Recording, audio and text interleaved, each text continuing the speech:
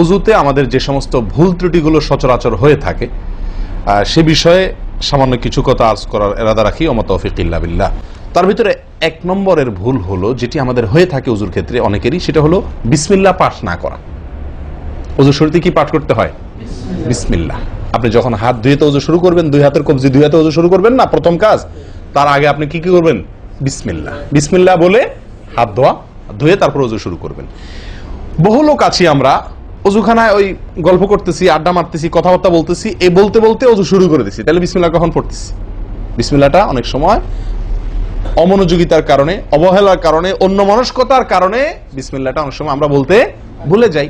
অথচ এই বিসমিল্লাহ পাঠ করা অজু শুরুতে অনেক বিশেষজ্ঞ আলেমের মতে ফরজ। অনেকে বলেন বিসমিল্লাহ পাঠ না করলে অজুই হবে না, আপনি যদি ভুলে বাদ দেন অজু হলো না। যদিও সংখ্যাগরিষ্ঠ ওলামাদের মতে এটা না, তাদের মতে বিসমিল্লাহ পাঠ করা এটা অজুর সুন্নাহ। এটা হলো অজুর কি? সুন্নাহ। এটা আপনি যদি বিসমিল্লাহ বলে যদি অজু শুরু করেন, তাহলে অজুটার ভিতরে পূর্ণাঙ্গতা আসলো। অজুটার ভিতরে কি আসলো? পূর্ণাঙ্গতা আসলো। অজুটার ভিতরে অজুটা আপনার হৃষ্টপুষ্ট হলো। এই অজুতে ইনশাআল্লাহ আপনার সালাত পূর্ণাঙ্গ হবে, যে সালাত আপনাকে জান্নাতে নিয়ে যাবে ইনশাআল্লাহ। দ্বিতীয় যে ভুলটি হয় ভাই, 100-99 জনের বলবো, তার চেয়ে বেশি হতে পারে, হাজারের ভিতরে 10 জন মানুষের হয় কিনা আমার সন্দেহ আছে, না এই কাজটা সঠিকভাবে করতে পারি না। সেটা হলো অজুর সময় মিসওয়াক করা। অজুর সময় কি করা ভাই? মিসওয়াক করা। এটি এত গুরুত্বপূর্ণ সুন্নাত যে নবী সাল্লাল্লাহু আলাইহি ওয়াসাল্লাম বলেছেন, বুখারীর হাদিস, লাউলা আন আশুক্কা আলা উম্মতি লা আমারতুহুম বিসওয়াকি ইনদা কুল্লি ওযু। বুখারীর হাদিস। নবী সাল্লাল্লাহু আলাইহি ওয়াসাল্লাম বলেন, আমার উম্মতের জন্য যদি কঠিন না হতো, তাদের জন্য কষ্টের কারণ না হতো, তাহলে আমি তাদেরকে বাধ্যতামূলক করে দিতাম, ফরজ করে দিতাম কি? প্রত্যেক অজুর সময় মিসওয়াক করা।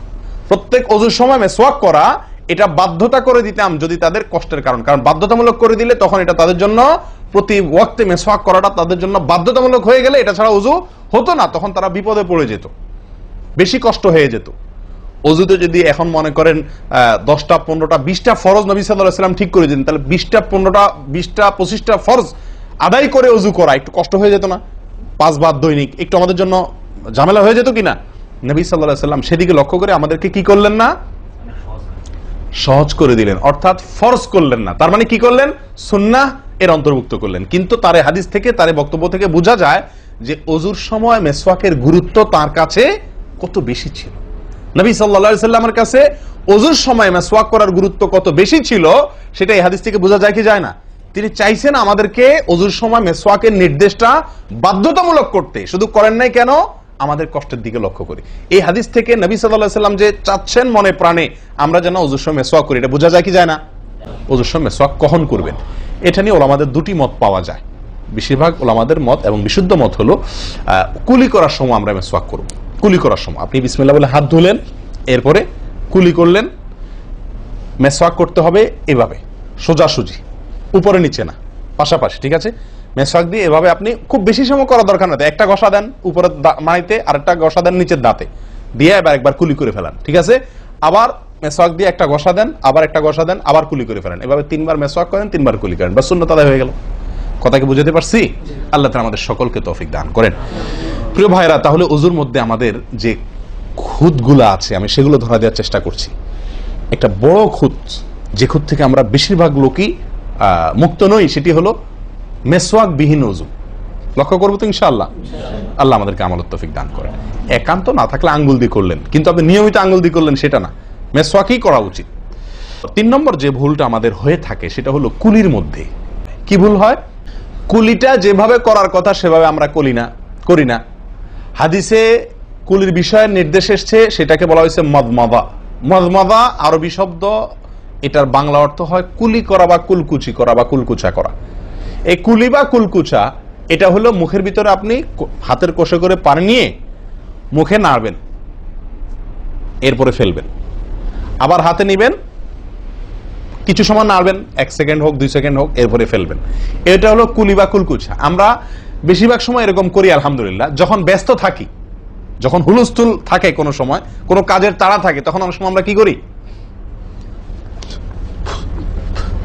হয় কি না হয় না? মুখে নিলাম আর ঢাললাম, মুখে নিলাম আর ঢাললাম। আমি জানি না আপনাদের হয় কিনা এরকম। আমি দেখছি এরকম অনেক সময় হয়। আপনারা একমত কিনা? নিলাম, মানে ব্যস্ততার কারণে হয়তো জামাত শেষ হয়ে যাচ্ছে বা অন্য কোনো কারণ আছে, অথবা দেরিতে আসছি, তো তখন মুখের ভিতর নেওয়া আর ফেলাও, নেওয়াও আর ফেলাও, এতে কুলি হবে না। হাদিসে যে কুলির নির্দেশ আসছে সেই কুলি হবে না। এটা মুখে পানি দিলেন আর বাইর করলেন, এটাতে কুলি। কুলি হইতে হলে আপনাকে মুখে পানি দিবেন, নাড়বেন। ভাই কুলিটা কেন করতে বলা হয়েছে? মুখের ভেতরটা কি করার জন্য? পরিষ্কার করার জন্য। আপনি যদি মুখে পানি নেন আর বাইর করেন, তাহলে কি মুখ পরিষ্কার হবে? আপনাকে তো মিনিমাম 1-2 সেকেন্ড হলেও নাড়তে হবে জিনিসটা, পানিটা, তাহলে আপনার মুখটা কি হবে? পরিষ্কার বা পরিচ্ছন্ন হবে। আল্লাহ তাআলা আমাদেরকে আমলের তৌফিক দান করেন। নাম্বার 4, নাকে পানি দেওয়া। দেখেন একটা একটা করে দেখেন, প্রত্যেকটাতে ত্রুটি আছে, আল্লাহুল মুস্তাআন। নাকে পানি দেওয়া, নাকে পানি দেওয়ার যে নির্দেশ আসছে হাদিসে, এটাকে বলা হয় ইস্তেনশাক। ইস্তেনশাক, ইস্তেনশাক আরবি ব্যাকরণ অনুযায়ী এটা বাবে ইস্তিফআলের মাসদার বা ক্রিয়ামূল, যেটার মধ্যে এক্সট্রা ভাবে টানা, আকর্ষণ করার অর্থ যার মর্মের ভিতরে আছে। তো ইস্তেনশাক শব্দের মূল অর্থ হলো পানি টানা, নাকে পানি টানা। আমরা নাকে পানি টানি না, দেইও না। ধান খেতে পানি দেওয়া হয়, আর লাল শাকের খেতে পানি ছিটানো হয়, ঠিক না বেঠিক? লাল শাক বা মূলার শাকের খেতে পানি ছিটানো হয়, আর ধান খাত বেশিরভাগ ইরি ধান ইত্যাদি এই সমস্ত ধান খেতে পানি দেওয়া হয়। তাহলে দেওয়া আর ছিটানো বেশ কম আছে কি নাই? একটা হলো দেওয়া, একটা হলো ছিটানো, আর একটা হলো টানা। টানা হলো এ ক্লাসের অজুতে নাকে পানি টানবেন, বি ক্লাসের অজুতে নাকে পানি দিবেন, থার্ড ক্লাসের অজুতে নাকে পানি ছিটাবেন। আমি কি বুঝতে পারছি?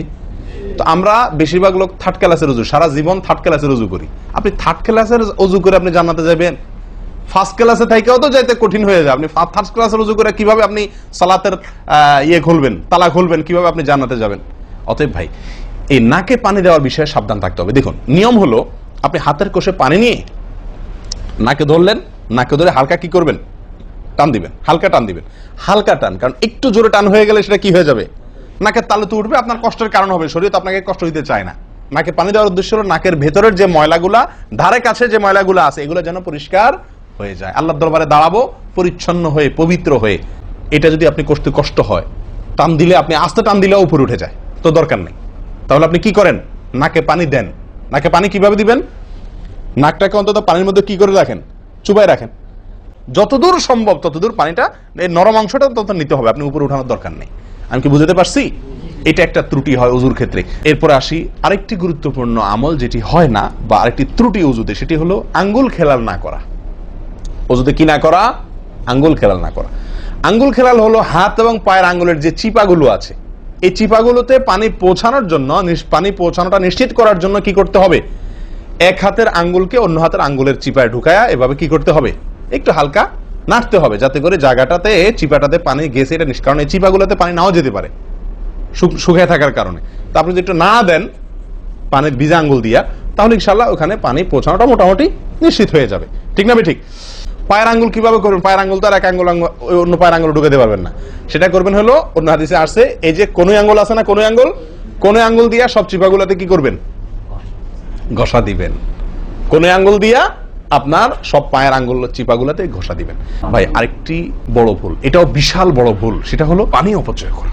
পানি অপচয় করা, আল্লাহ মাফ করেন, এটা থেকে মুক্ত আমরা কেউই না বোধ হয় এই যুগে। পানি অপচয় ওযুর সময়। ভাই, আমাদের ওযুতে কত পানি লাগে? আপনি যদি, আমরা তো বেশিরভাগ লোক এখন ট্যাপে ওযু করি না, আপনি যে ট্যাপটা ব্যবহার করেন, ওই ট্যাপের নিচে যদি একটা কি রাখেন, বালতি রেখে দেন, আপনি ওযু করার শেষে লক্ষ্য করে দেখেন, একটা খালি বালতি যদি রাখেন, কি পরিমাণ পানি পড়বে আনুমানিক? প্রায় এক বালতির মতো হয়ে যাবে না? 50-100 জন লোকের ওযুর পানি এটা। নবী সাল্লাল্লাহু আলাইহি সাল্লামের ওযুর পানির পরিমাণটুকু হাদিসে আসছে ভাই। এক গ্লাস পরিমাণ পানি দিয়ে তার কি হয়ে যেত? ওযু হয়ে যেত। এক গ্লাস পানির প্রয়োজন হতো না নবী সাল্লাল্লাহু আলাইহি সাল্লামের ওযুতে, গোটা ওযুতে। আর সেখানে এক গ্লাস তো আমাদের শুধু কিসেই লাগে? হাত ধুতেও এক গ্লাস হয় কিনা সন্দেহ, এক হাতেও হয় কিনা এক গ্লাস ধুতে সন্দেহ। ভাই, হাসির বিষয় না, এটা খুব জঘন্য অপরাধ, জঘন্য অপরাধ। আল্লাহ সুবহানাহু ওয়া তাআলা কোরআন কারীমের ভিতরে কি বলেছেন? ইন্নাল মুবাযযিরিনা কানু ইখওয়ানাশ শায়াতিন, শয়তানের ভাই। হারাম পানি অপচয় করা।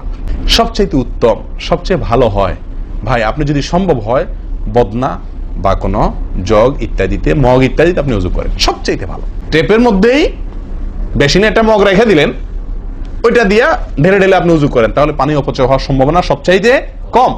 ট্যাপ ছেড়ে দিয়ে যে আমরা উজু করি, আমরা যেভাবে উজু করার কথা বলছি, এই যে মেসওয়াক করতে হবে, এরপরে কুলি করতে হবে, নাকে পানি দিতে হবে, আবার নাক ঝাড়তে হবে, এই কাজগুলো করতে একটা গ্যাপ হয় না? গ্যাপ, এই গ্যাপের সময় যদি আপনি টেপে উজু করতেই হয়, তাহলে গ্যাপের সময় টেপ বন্ধ করতে হবে।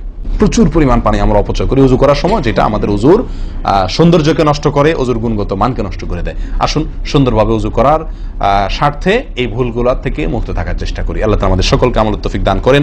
ওয়া আখিরু দাওয়ানা আলহামদুলিল্লাহি রাব্বিল আলামিন। আসসালামু আলাইকুম ওয়া রাহমাতুল্লাহি ওয়া বারাকাতুহু।